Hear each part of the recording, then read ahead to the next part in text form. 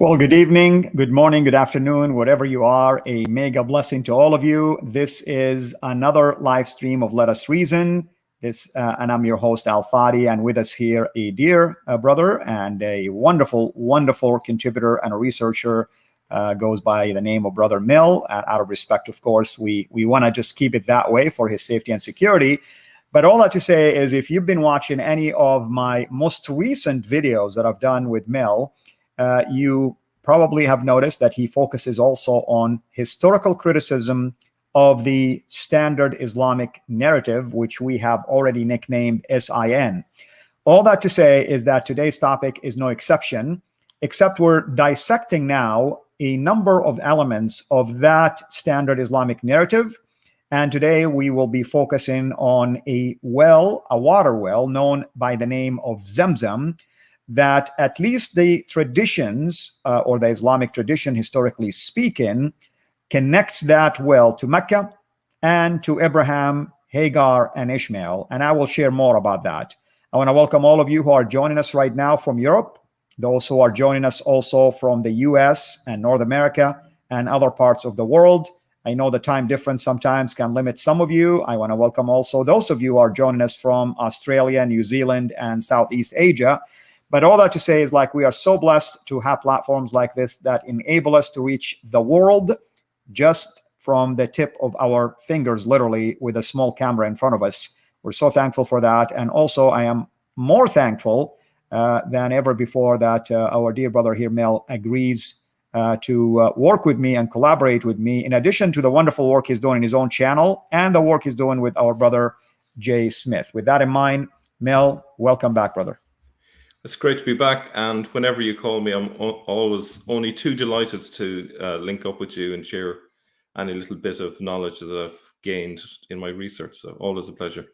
Wonderful. So why don't you give people just maybe the 1 minute snippet about what you're going to cover? Then I'm going to show a couple of slideshows basically about the well of Zamzam and why it's important. Okay, so Muslims have been told for years that the Zamzam is has an endless supply of water, and so in the first half, I'm going to investigate if that is actually true, and we can actually see that it isn't. And the second thing is there's a little bit of a surprise, and it's in relation to where Muhammad is buried. There's a split in the narrative. There seems to be two stories about where he's buried, which is very suspicious indeed. So that's going to come up in the second half. Wonderful. With that in mind, of course, I want to welcome those of you who are joining us right now, and I will even welcome our moderators. We have a moderator that is so early right now for them, at least in my book, 6 o'clock in the morning is early, but maybe it's not in Australia. But all that to say is I'm going to share with you folks about 3 slides worth of images related to the well of Zamzam. And I want to share with you why, as a Muslim, a former Muslim, I should say, it was a special basically story and tradition. And at the same time, I want to also tie this into what Mel is going to be talking about concerning the unlimited supplies. And that's extremely important. A miraculous unlimited supply of water that allegedly have existed since the days of Abraham, Hagar, and Ishmael. Do the math. We're talking more than 4,000 years now. And of course, if there is any truth to that, everybody will be taken away by that and say, wow, that's amazing. No doubt about that. I'm not saying we can't find wells of water that have lasted for, hundreds of years. I'm not denying that God can allow things like this to happen. We're just focusing on one particular well that allegedly exists in Mecca today. I mean, it does exist in Mecca, but allegedly it existed there since the days of Abraham. And it has something that is special about it, miraculous about it, spiritual about it, that connects us and ties it to many things related to Abraham and Ishmael's alleged travel to Mecca, building the city itself, building the Kaaba, and also the fact that there is a connection between Hagar, Ishmael, and this well. And I'm going to start my slideshow, and I will share with you why such a thing is extremely important. Now, everybody will see this, the well of Zamzam here, and let me tell you why this is extremely important. Now, here is an image of Mecca today. And really, it hasn't changed much. The Kaaba, as you can see it in the center over there, draped with this fancy black silk covering that cost anywhere from 1 to 2 million sometimes. Probably right now will even cost more, with gold, letterings and all that kind of stuff. What you see in front of the Kaaba, if you look all the way down at the bottom of the image itself, you're going to see some sort of a tunnel. And these are steps that takes you underneath that whole platform, where you will use water to either do ablution, shower if you wish, drink, just clean up. The water is coming from what we call today the well of Zamzam. It has a special taste to it, different taste, strange taste for some people, obviously, but that's where you would find it. Now, I'm going to keep going further here. I'm showing you some images about why this thing is important. I mean, if you look on the right side, you'll see people are drinking from it. You'll see people in this in the right side, in the center image, performing ablution. Today, the well is symbolically fenced off like this, with a plaque describing its history. And at the same time, they have piping. I mean, if you watch, I think you will be watching a video series that I did with Jay recently, where we talked about, the dilemma, or many dilemmas with Mecca, including Zamzam as one of those. You're going to see some pipes, massive piping that is going to pump the water in and out and so on and so forth. But look in the middle. Look in the middle. There is a foundation actually known as the Foundation of Zamzam. And part of that is to promote, of course, Zamzam. And at the same time, there are businesses that are generated out of this. You can see bottles of water, that have Zamzam. You can go to any, by the way, Middle Eastern store. I don't know if that's the case, for instance, in UK or in Europe, but I'm pretty sure that will be true. Anywhere you go, they have bottles of Zamzam. Most of the time, they'll sell it to you. People, when they go to perform pilgrimage, their family ask them and beg them to bring gallons of that, because they believe it has a spiritual healing powers and all kind of claims, of course. And I remember I had a surgery one time, and I would wash that surgery with the water of Zamzam, hoping that it will expedite the healing. That's, again, I believed it with all of my heart. You go to the far left of the slide. At the top, you see a depiction, or you can say basically a longitudinal, basically cut section that will show you where the well exists in relationship to the Kaaba. It's almost like, I wouldn't exaggerate if I say it's about maybe 20 yards, give or take, away from the entrance of the Kaaba itself. That's traditionally where the well is. You can see in the lower photo that it's been sealed off, and that's when they built the tunnel, technically speaking, but people can still see the original location of that.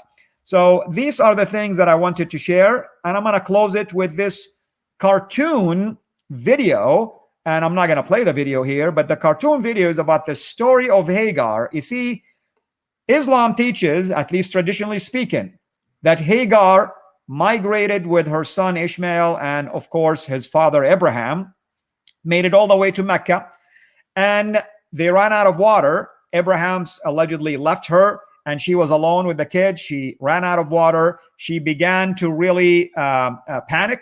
And she started to run between two mountains, the Safa and Marwa. And until finally, after 7 times, she noticed that there is a well that an angel dug for her. And that's the well of Zamzam. I don't want to take up much of the time of Mel here, but I wanted to give everyone kind of like a glimpse of what we mean by Zamzam and why is it such a big deal. All right, Mel, I'll turn it over to you, brother. Yeah, I was actually really curious by that picture you showed of various people lined up drinking from the taps underground. And imagine there are thousands of people drinking from that water, filling up their bottles. That's a lot of water. If you imagine there's tens of thousands of people, I don't know how many can fit in the Kaaba area at one time, but I'd imagine it's in the tens of thousands, if not 250,000. I don't know. Do you know off the top of your head how many can get in around that area? In the Zamzam well? No, I mean, it's limited. In the Kaaba area itself. So presumably people would go in turns. Absolutely. The last 10 days of Ramadan alone, before the pilgrimage also, it can accommodate up to 2 million. Right now, they made it even, able to accommodate up to 4 million people. And during the pilgrimage, it's almost the same number. So absolutely, we're talking millions of people that come in, not to mention thousands daily, of course, throughout the year. Yeah. So just doing a simple bit of maths in our heads is, so let's just say there's 2 million. And each of them take maybe 2 liters. And that's very minimal, because you imagine some are filling maybe a gallon to bring home and so on. So 2 by 2 million, you're talking about 4 million liters straight off in a day. And so we're assuming that's a lot of water. And we're assuming that underneath the ground there's 4 million liters minimum to be able to do that. And I find that really hard to believe. So the water is coming from somewhere. I'm going to be sharing where the water is actually coming from. And it reminded me a little bit of about 20 or 30 years ago in Northern Ireland. There was a border in Northern Ireland, and there were farmers who had cattle on both sides of the border. And what they used to do to get around export and importation sort of issues, they would bring the cattle in one end of their shed, say on one side of the border, and then take the cattle out on the other side of the shed, on the other side of the border. And of course, the authorities couldn't tell, when they're being imported or exported, because they're hidden in that shed. So I see a very similar situation. They have the well pretty much hidden now. They've got it sealed off. We can see pipes there. Water's been drawn from it, but we're not 100% sure if there are pipes actually feeding the well as well. And I think that's all very suspicious. I think if they had it fully exposed, people would start to put 2 and 2 together. But it's actually convenient for them that it's all kind of covered up, So having said that, I'm going to share some slides now. Let me just see how this goes.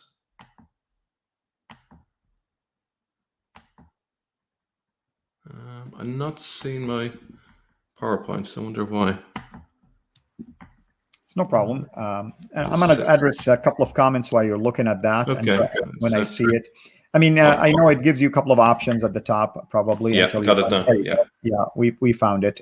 One person was saying that he remembers a friend saying that they would use Zamzam water to splash it on a person that they perceive to be demonically possessed. That's true. It has, like I said, people believe that it has many spiritual powers. At least that's the belief. Does it work? I very much doubt it. But with that in mind, you want me now to bring your slides?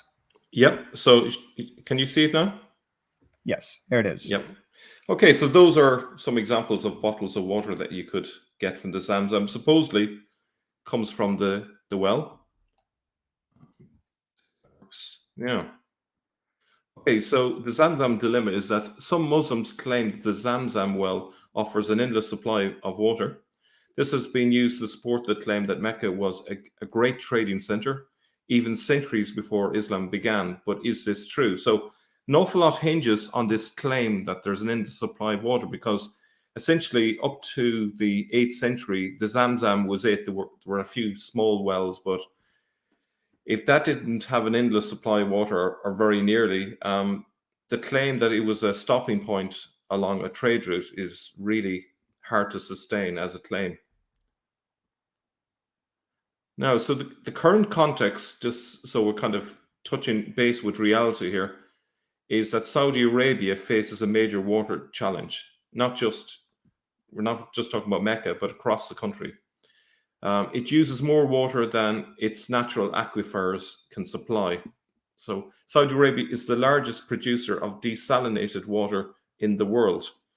In 2011, the volume of water supplied by the country's 27 desalination plants at 17 locations was 3.3 million cubic meters of water a day, or 1.2 billion cubic meters of water a year. So a lot of water being produced through the desalination plants.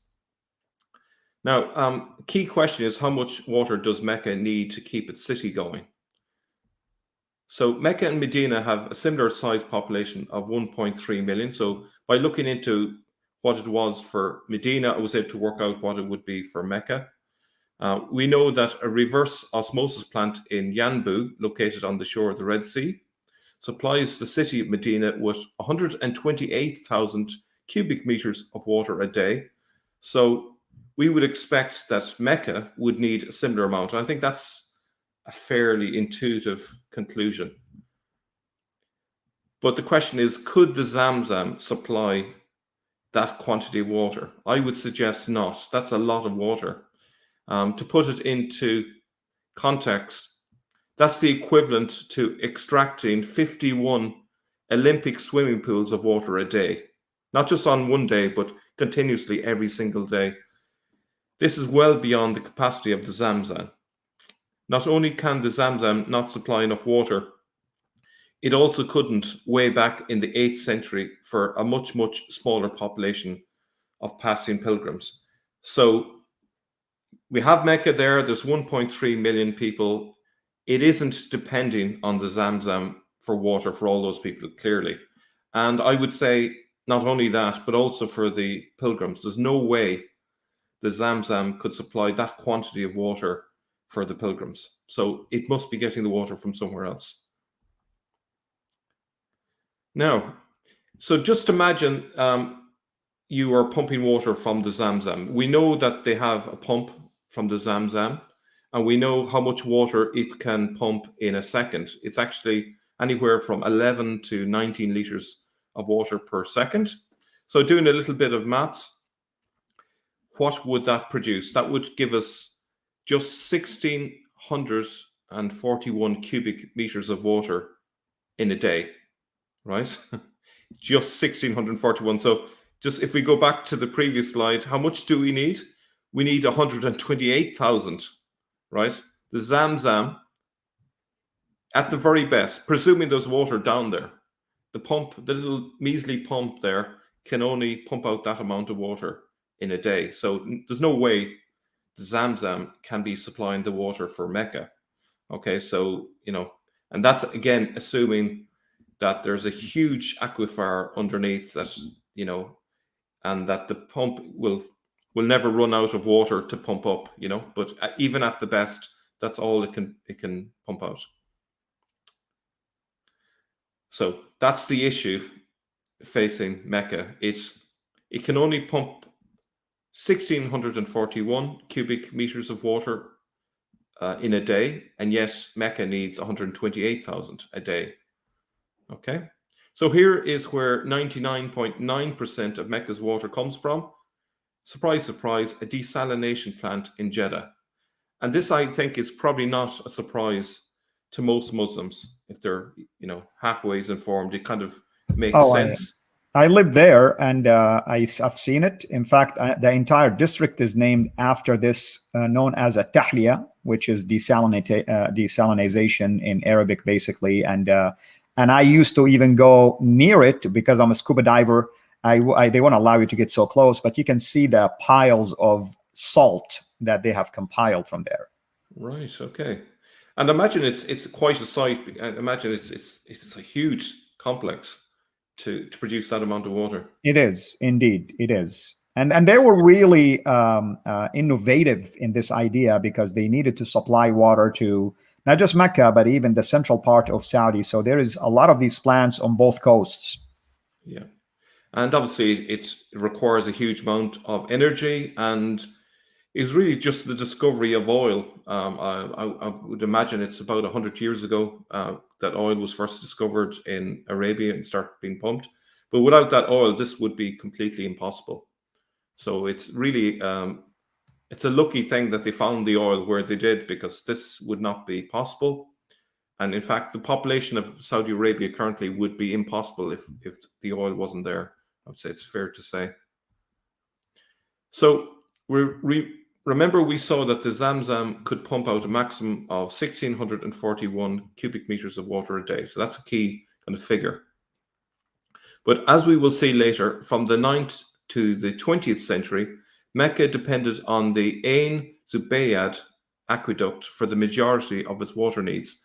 And this only brought it at most between 600 and 800 cubic meters of water a day. In other words, about half of what that pump could pump out. So clearly, if it was still depending on that, it wouldn't be able to produce, 641. It would run out, by midday.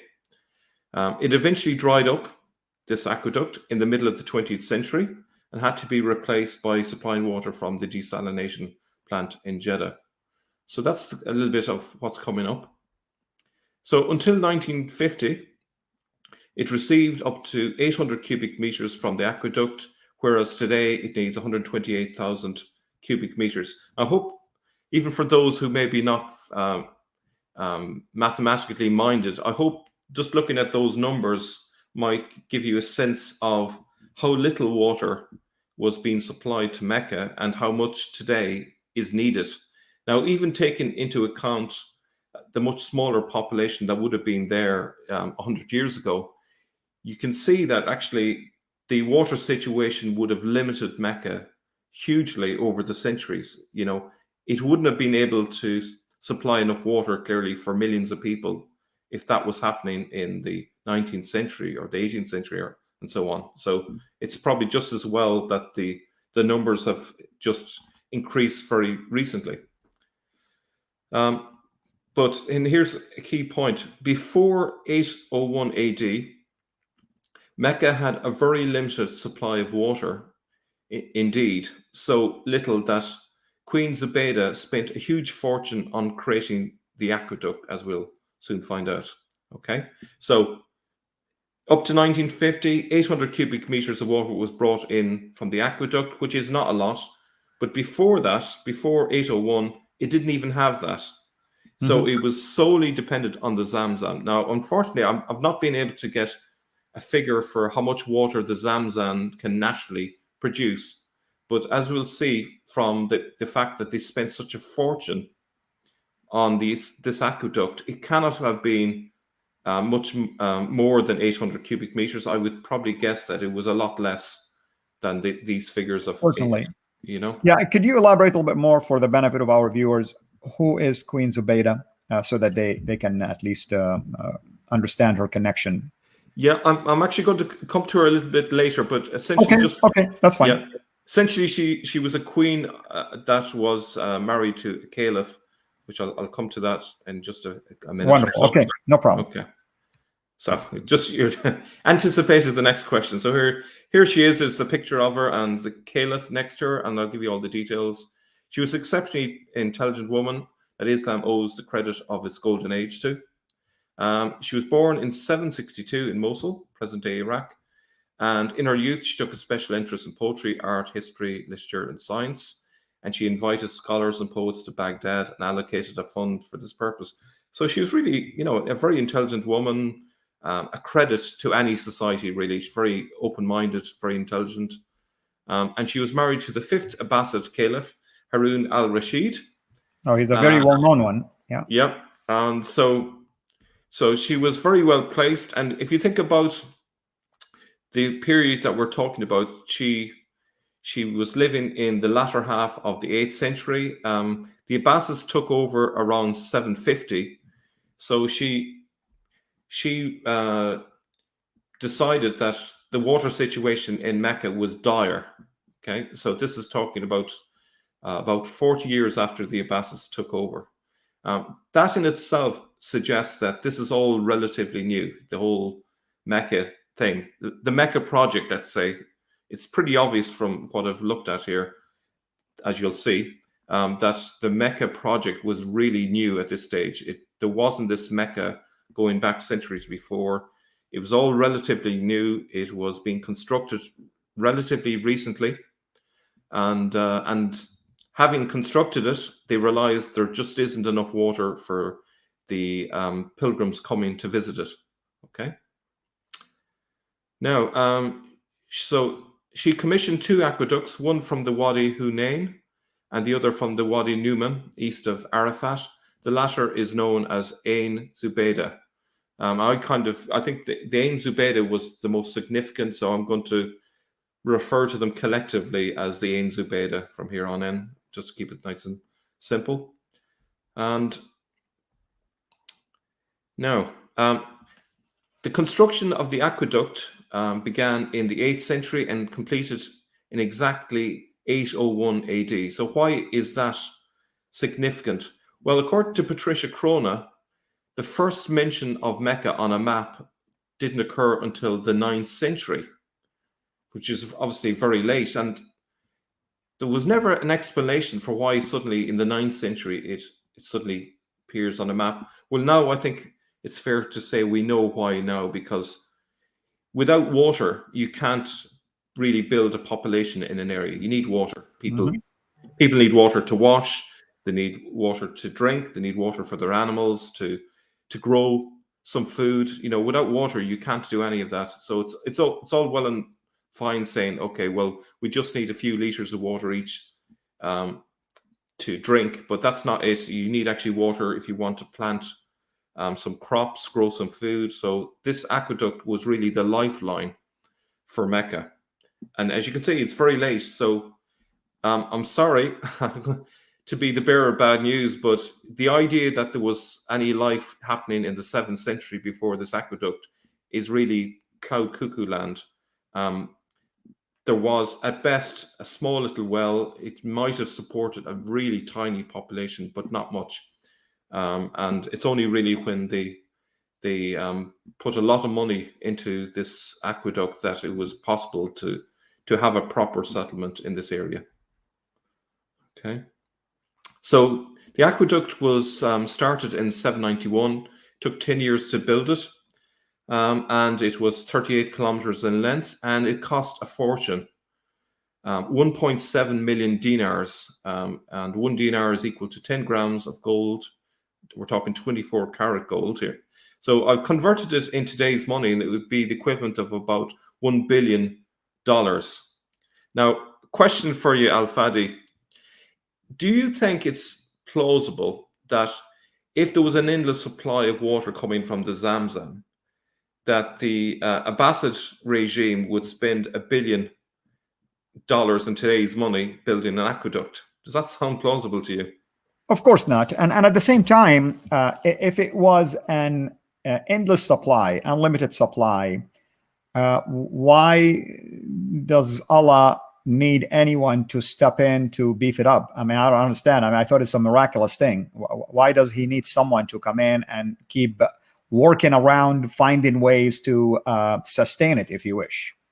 Yeah, and the thing is, what I find really hard to understand is the fact that this aqueduct would have been really obvious to all the pilgrims from the 9th century onwards. They would have seen it coming in. They would have seen it supply water to the various wash areas, to the various individualized wells and so on. So it's replenishing those. So the idea that the Zamzam well had an endless supply of water, it was contradicted visually whenever they went to Mecca. So it's quite hard to believe that people would see that and not actually put 2 and 2 together and say, well, clearly it wasn't endless. But yet this myth kept going all through the centuries, even to this day. And actually, if you go on many Islamic websites, you'll still see that claim made even in the 21st century, despite all we know. Right.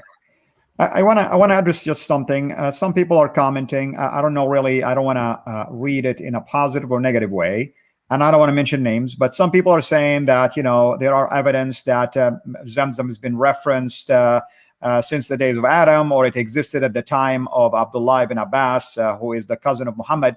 I would cautious our viewers to pay attention to when was this report reported. What I mean is the date, because you're going to end up falling back into what we call the standard Islamic narrative, which was developed at a later time. So that might be true. There are sources that are saying this, but the question is, did this thing exist when these sources say it existed? Do we have a collaboration from outside sources? Are there Christians, for instance, that can collaborate this in their own writing, who've been, technically speaking, to the region? So I want people to be very careful not to fall into the same dilemma, relying on a standard Islamic narrative. Go ahead, brother. Excellent point. And actually, if you think about when Ibn Hisham wrote his CIRA, we're talking about 20 years after this aqueduct was built. That tells you something, you know. All of these things had to be first in place before they could tell the story of a place with a population that was viable, you know, that had plenty of water and so on. Prior to 801, this was just fairy tale stuff. No one would have believed these sort of stories. They first of all had to build the aqueduct. Then people could possibly believe these stories, despite the fact that they were still very legendary. But I think 801 is a key date. I think it's very useful. And you can really talk about Mecca pre-801 and post-801 from here on in. I think this could easily be the new year when Islam began, in a sense, because without the water, you know, you really don't have a Mecca. So it's that key, you know. And Mil, have you looked at any satellite imagery, if you wish, concerning maybe the existence of these aqueducts or any ruins related to that? I have, and it's a pity actually. I did have some images. I had I think I have a Google map of the aqueduct coming up, I think, but I did have a 19th century map of the aqueduct, but unfortunately I took it out just to shorten my presentation. Oh, no problem. When we do the show, you and I, we can always expand on that. The purpose of the live stream is just to give us snippets of things. Yeah.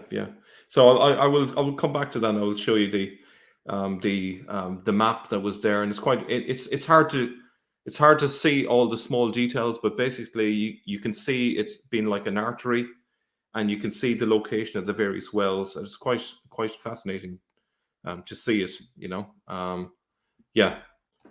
So, sort of answering your question to some extent, I've just done a journey from where the Wadi Numan is into Mecca, to kind of give you a rough idea of the journey of the aqueduct. Obviously, this is just if you were to drive into Mecca, but the aqueduct would have journeyed through that general area. Okay, so it's about 38 kilometers, not particularly long, but it was quite an engineering challenge to create this aqueduct because of the terrain, and that's why it was so expensive to make. But they did an amazing job. You know, sometimes, you know, we disparage early Islam, and we sometimes say, you know, the people were backward and so on. But actually, in this context, the people were incredibly advanced. The engineering was phenomenal to get the decline, you know, the right degree of decline, so that the water flowed but didn't flow too fast or too slowly. You know, that's actually very difficult to do even at the best of times. So I think, you know, credit to them. And this was the period that has been called the Golden Age. Obviously, the Golden Age didn't last too long, and eventually they got legalistic, and all of this scientific openness was lost. But at least at that time, there was a certain amount of scientific openness, and they were able to achieve amazing things. But so I think it's quite a wonder, really, of the time. So Queen Zubaida traveled to Mecca to perform Hajj. It became apparent to her that Mecca was facing a water shortage, and when she returned to Baghdad, she called on expert architects and engineers of the time to address this problem. After surveying the area, the initial report concluded that construction of a qanat, which is an aqueduct, could prove quite difficult. History relates the Queen's reply as, "Construct a qanat at any cost, even if I have to give a dinar in exchange for every single stroke of spade." Now, I've no idea if this quotation is reliable or not, but I think it conveys pretty well the kind of sense of they desperately needed this aqueduct. Otherwise, there was no Mecca. It was that important to them. And in 1950, the groundwater got too low. And Mil, I want to add something. You see, brother, the picture is starting to fall in place, right? You know, all the pieces are starting to fall in place. Now, here's what I'm saying. In the Umayyads' time, You have a couple of caliphs in there, and who built, like for instance, they built massive buildings like the Dome of the Rock, for instance, another architecture. Why in the world, if Mecca was that important, they wouldn't have done things like this? It wasn't until the Abbasides, which also agrees with what we are discovering so far, that things began to shift as we get closer to the Abbasides' time. Absolutely, yeah, that's a great point. Like Abdul al-Malik spent an absolute fortune on the Dome of the Rock.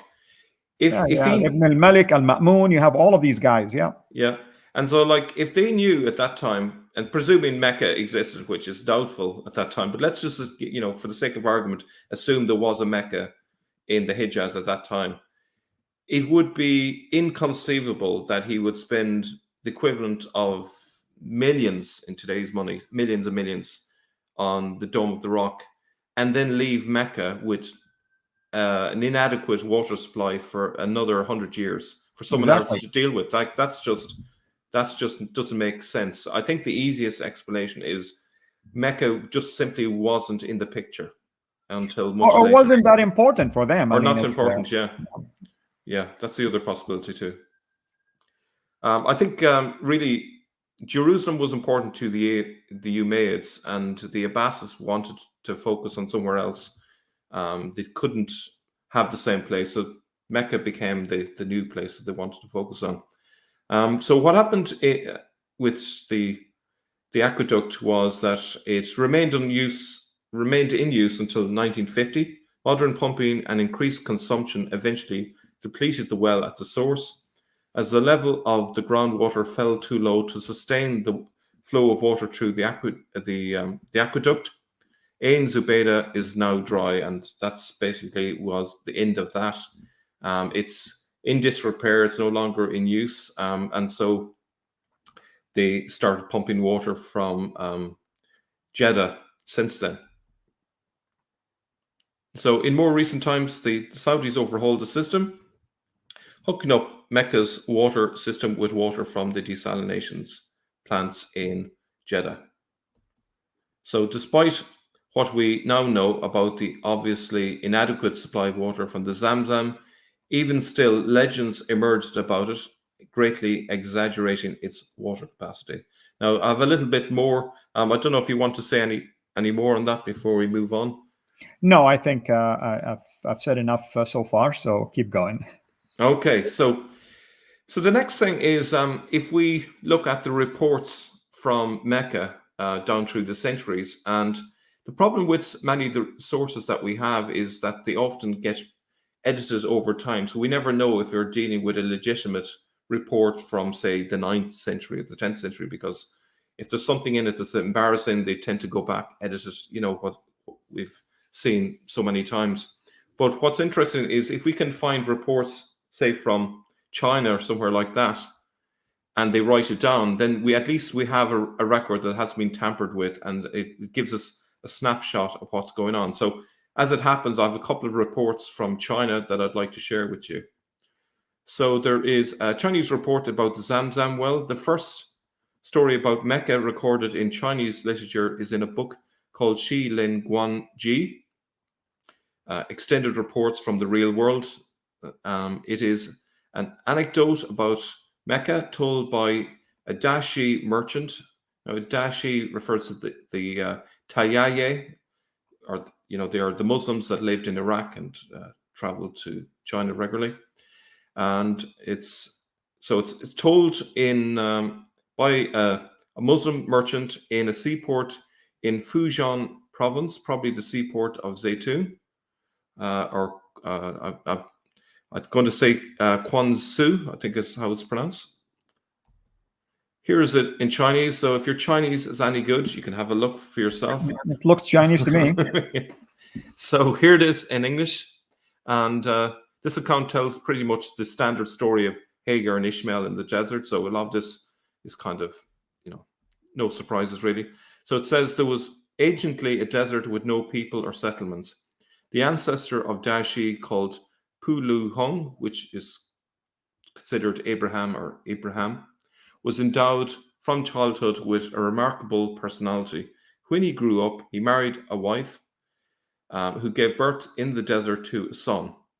There was no water for washing the baby, so she put the baby on the ground and went to look for water without finding any. So this is all pretty familiar. When she returned, she saw her son kicking the ground with his heel, and a spring came forth with the purest of water. The son was given the name Si Ma Yan, or Ishmael. Obviously, this is the Chinese rendering of the name. A large well was built there which never ran dry, even in a drought. If you go to sea and meet stormy waves, you can use this water to sprinkle over the sea to calm it.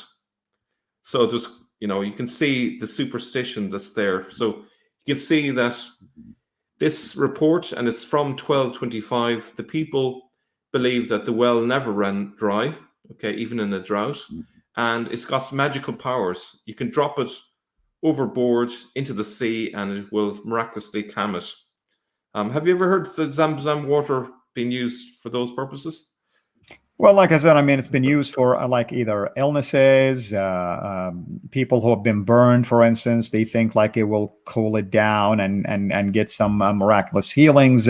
You noticed that I agreed with one of our viewers that if people are demonically possessed, you spray them with the water of Zamzam. I mean, there's so many uses, and I'm sure people today will even make other claims. I remember they would put also pieces of the Quran paper in there, and you would drink it, and somehow it will do magics for you.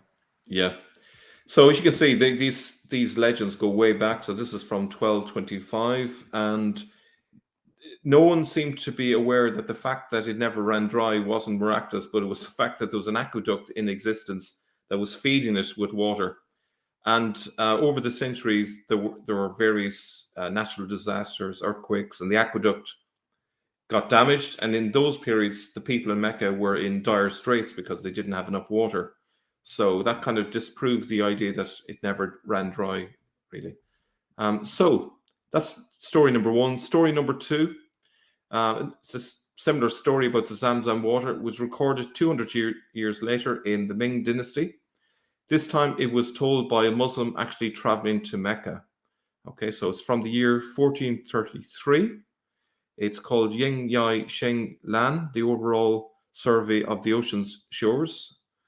And there it is in Chinese. And again, feel free to read it in Chinese if you're able to. So here it is in English. Behind the grave of Mahatma or Muhammad is a well, a spring of pure and sweet water named Abi Sansan. Men go to foreign parts, take this water and store it at the sides of their ships. If they meet a typhoon at sea, they take this water and scatter it. And the wind and waves are lulled. As you can see, that idea of using the water to calm the sea is still there. Scholars suggest that Abi Sansan could etymologically come from the Persian language meaning water, the Zamzam. Now, thankfully, I had an Iranian viewer who confirmed that that was the case. So that makes sense because of the closer proximity between China and Persia, of course. Yeah. And so the interesting thing there in that story is the fact it says behind the grave of Muhammad is a well. But I thought the Sin always said Muhammad was buried in Medina. And here they say he was buried in Mecca. So we can see that they haven't yet standardized the narrative around Muhammad. So we have two versions. Some versions say he was buried in Al-Masjid and Nabawi in Medina. And here we can see that as late as the 15th century, it has been claimed that Muhammad had been buried in Mecca. So they haven't yet managed to iron out the obvious discrepancies in the story about Muhammad. And so, it's very peculiar. And now the thing is, it's hard to account for that discrepancy because if the story of Muhammad is true, then surely they would know exactly where he was buried and there should be no confusion. But you have two stories, both claiming that Muhammad is buried in their city. Can't both be true. But it also could be that neither of them is true. Amen. So it was only in the 9th century that Mecca had a sufficient water supply to cope with pilgrims. Once it had the aqueduct in place, it could handle about 6,000 people visiting. Now, I'm basing that on the idea that 1 cubic meter of water could supply comfortably 10 people. So that would give us about 6,000 people, maybe up to 8,000 people. Now, I should actually point out I'm including in that figure people who are living there on a permanent basis plus pilgrims. So actually, I may need to change that on future or in future presentations. But roughly, we're talking about 6,000 people at any one time could be supported. It's unclear how Mecca managed to keep its water supply adequate in the years up to 1950. As you can imagine, the population was gradually growing. But I can imagine they would have needed to bring tankers in until they had an alternative source in place. The inadequate quantity of water in Mecca in the 8th century and the fact that it was as late as 791 AD before work began on an aqueduct would suggest that Mecca was not a place of any significance prior to that date. We can now see why Mecca was not included on any map until 900 AD.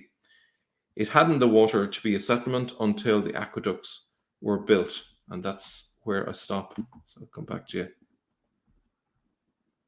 Yes, wonderful. I was trying to check to see, someone was asking about the Zamzam in the Quran. I know it's not actually, to my knowledge, but I just didn't want to do an affirmative. The Quran does reference Safa and Marwa, does reference some benefits in there, and it could be in reference to the well itself. But again, folks, we need to be very careful not to always assume that whatever we read in the Quran or the Hadith is historical, meaning historically sound, because it seemed like this have been a process of embellishment, progressive process of additions and edits, and so on and so forth. And it could be reporting on something that is totally different than Mecca as we know it. The other day, I made a post on Facebook, and I said, if Mecca really is the intended location in one of the chapters of the Quran, when Allah swore by the fig tree and by the olive tree, then we have a problem, because there was no fig or olive. And to my knowledge, even if they have it today, they probably planted it now, but it didn't exist in there. So that leads you to believe that it's in reference to something close to a fig or olive. And of course, going north makes more sense, so it's quite possible that that would be the case. There's two things I'd like to bring in, and it's kind of a reminder, really.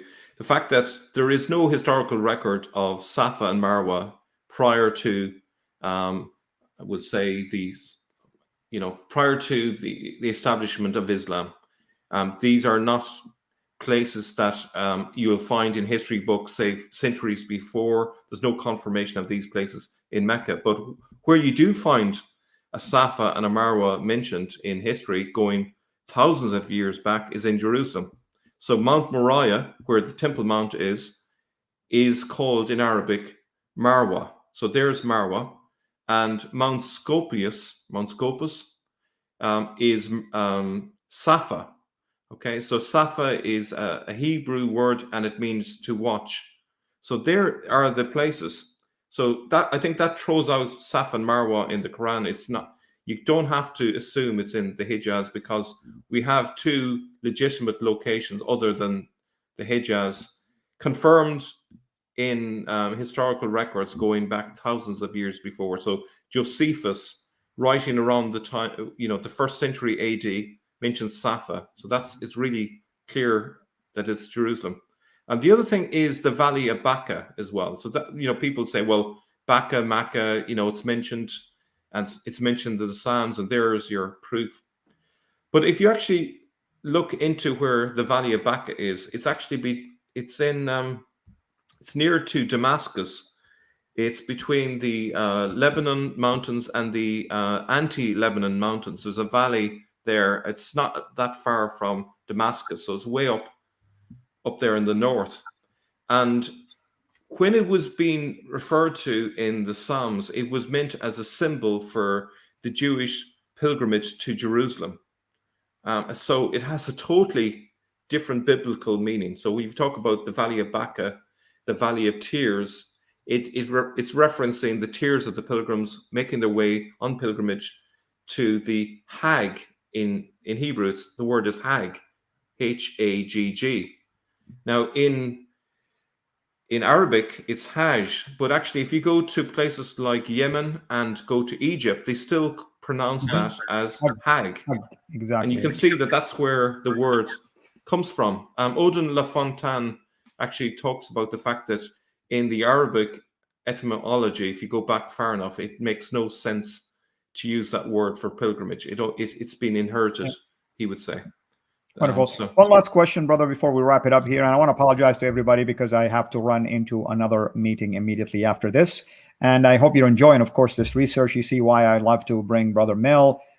Tomorrow, I will be with Jay, by the way. It will be a late nighter. We will be talking about the Aramaic in the Quran. So we're hitting the standard Islamic narrative from a variety of angles. I'll bring Odom pretty soon here. He and I are working on stuff, but me and Mel will continue to do this kind of work. One quick question. I know Dan Gibson talks about Zamzam in Petra. Have you investigated that? Yeah, he has an excellent explanation for Petra, which is to do the I can't pronounce it, the Zuzaman giants living in the mountains above Petra. Got it. It's a good idea. The alternative explanation that I've had suggested to me by a person who spoke Hebrew, I can't think of his name off the top of my head, but he mentioned that there's a word in Hebrew which means the sound of water gurgling, and it's zoom zoom. So a simpler explanation might be simply just it's a descriptive word in reference to a spring, and so therefore you could use that word almost anywhere where there's a spring. So I haven't been able to independently confirm that, but yeah. So one Hebrew speaker said that's the alternative explanation. So take your pick. Wonderful. Okay. Now, I just brought it up because I want to show people that you're on top of these things. You're aware of these other theses, and that doesn't mean we're here trying to shoot down any other ideas. All it means is that there is more and more evidence to point to something that is not Mecca. I mean, that's the bottom line here, and that's what I want to emphasize. Yeah. So. Very good. What's coming up work-wise on your channel, and on also what other topics you think we should explore here, so we can give people some heads up? Okay, so at the minute, what I'm doing a series called Quran Traditions. So you can probably work out what that's about. So I have to say, 2 years ago, I did do a couple of posts on Facebook, called them Quran Traditions, but I'll have my attorney contact you. Okay, that. I wasn't aware of that. So. No, I'm just kidding. I'll write a check to you. Yeah, it's kind of yeah. I thought it was original there with that one, but obviously not. But yeah, so there is a video on that coming out later today, and I hope to do maybe one a week. But I think if I were to do one a week, I think I will never run out of material, because there are literally hundreds and hundreds. So that's what I'm looking at the minute. And in terms of research, I'm looking at the story of Andalusia. So I'm reading a book about that. So, it's a different period to what I normally look at, slightly a bit later. But that's a bit of an eye opener.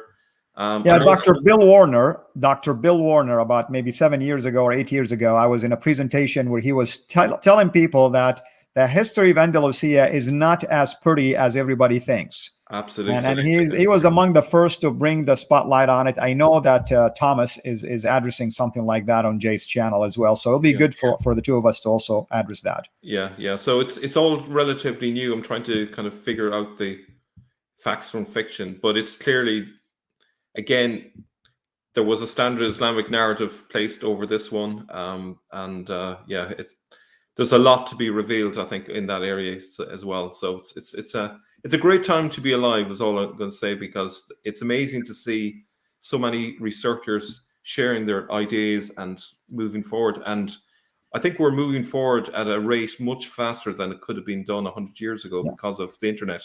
The internet has opened up everything. Absolutely. And I thank the Lord for people like yourself, like Dr. J, like Odin, like the others. And I thank the Lord also for platforms like this that he has blessed us with, because of the courageous work that you guys are doing. And I just play a small, tiny part in just at least being there to endorse what you guys are doing. I think others are becoming more and more encouraged now to at least come forward with their own findings. Even if they do it in a subtle way, we're thankful that at least more and more people are coming forward with that. But the beauty is this: the research has been done by others, like Patricia Crone, for instance, or Michael Cook, or others. And our job is to really take a deep dive, no pun intended, and grab some of these findings and bring it up to the surface. You cannot blame some of them for the amount of risk they can take and the flack that they will be facing if they try to come forward. They can lose their livelihood altogether. So we understand, you know, we don't want to minimize the importance of what they're doing. Yeah. So thank you so much for bringing me on, and it was a pleasure to talk to you as always.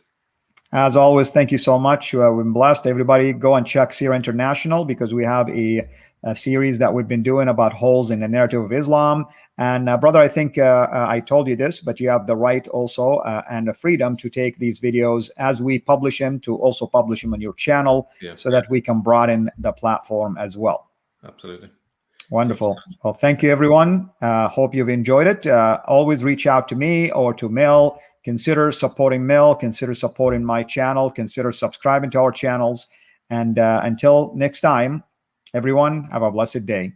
This is Al Fadi, over and out. God bless.